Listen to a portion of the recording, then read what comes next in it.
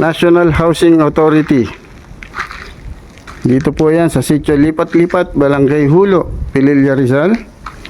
Sa lahat po ng gustong makapag-avail ng pabahay na ito, kailangan nyo pong makipag-ugnayan sa inyo pong lokal na pamahalaan, sa inyo pong barangay at munisipyo kung saan po kayo rehistrado.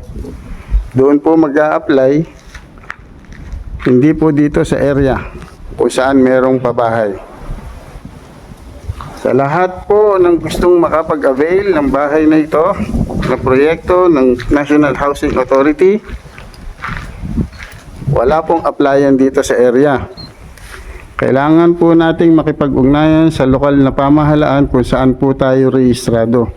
Ito po ay ang ating barangay at ang munisipyo na sumasakop sa ating pong lugar.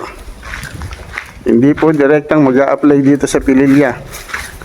Ulitin ko po, sa proyektong pabahay na ito ng gobyerno, National Housing Authority, wala pong applyan dito sa area.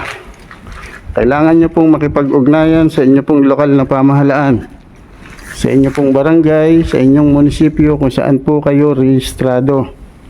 Doon lamang po mag-a-apply. Or kung meron po kayong access na makapunta sa opisina ng National Housing Authority sa inyo pong lugar, mangyari pong sumadya po doon. Pero yung dito po kayo mag-a-apply ay wala po. Wala pong personnel ang NHA dito po sa area. Kaya po ito ay dumadaan sa lokal na government, lokal na pamahalaan, or local government. Nawa po ay maging malinaw. Ulitin ko po, sa lahat po ng gustong makapag-avail ng pabahay na ito ng gobyerno, National Housing Authority, kailangan nyo pong makipag-ugnayan sa inyo pong lokal na pamahalaan, local government unit, sa inyo pong barangay, inyo pong munisipyo kung saan po kayo rehistrado. Doon po tayo mag-a-apply para sa pabahay ng gobyerno.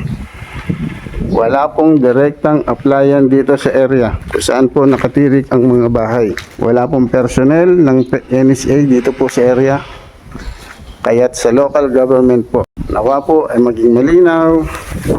Muli po, aking po paalala, ang pag-a-apply po ay sa local government po ninyo, lokal na pamahalaan. Ito po ay ang inyong barangay at ang munisipyo kung saan po kayo rehistrado.